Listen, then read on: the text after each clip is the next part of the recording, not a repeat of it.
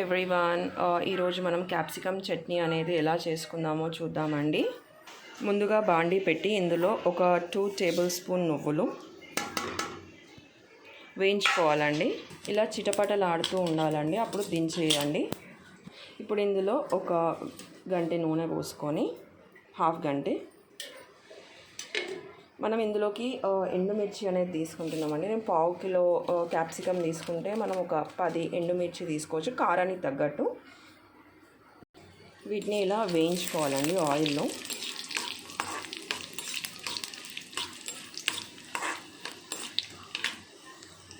ఇలా కొంచెం కలర్ మారినాక తీసుకోవాలండి. ఇందులో ఇప్పుడు మనం ముందుగా కట్ చేసి పెట్టుకున్న క్యాప్సికమ్ ముక్కలు ఎత్తాం.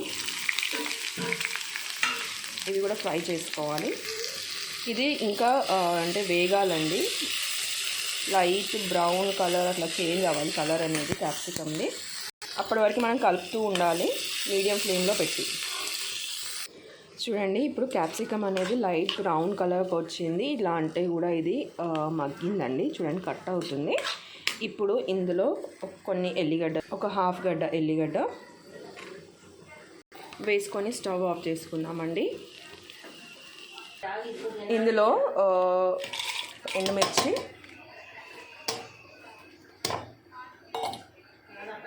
ఇందులో ఒక హాఫ్ టీ స్పూన్ అంత జీలకర్ర,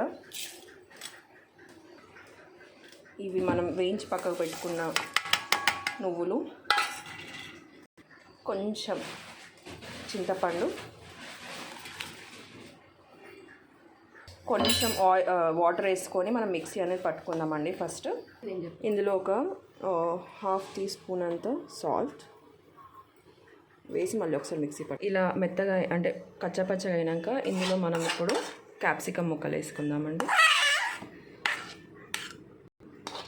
ఇప్పుడు బాండి పెట్టి పోపుకి వేసుకుందామండి. ఇందులో ఒక గంటె నూనె, ఒక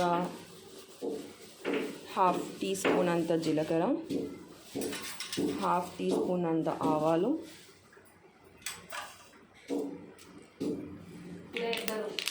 కొంచెం శనగపప్పు,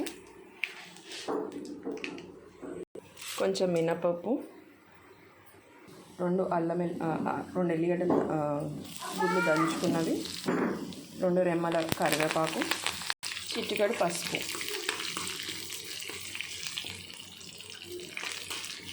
ఇప్పుడు ఈ చట్నీ అనేది ఇందులో కలుపుకుందామండి. అంతే అండి, చాలా ఈజీగా ఈ క్యాప్సికమ్ చట్నీ అనేది చేసుకోవచ్చు. మనకి ఇది చాలా టేస్టీగా ఉంటుంది. మీరు ఒకసారి ట్రై చేస్తే నాకు కమెంట్ చేయండి. ఈ వీడియో నచ్చితే కనుక like, share and subscribe for my channel. Thank you for watching.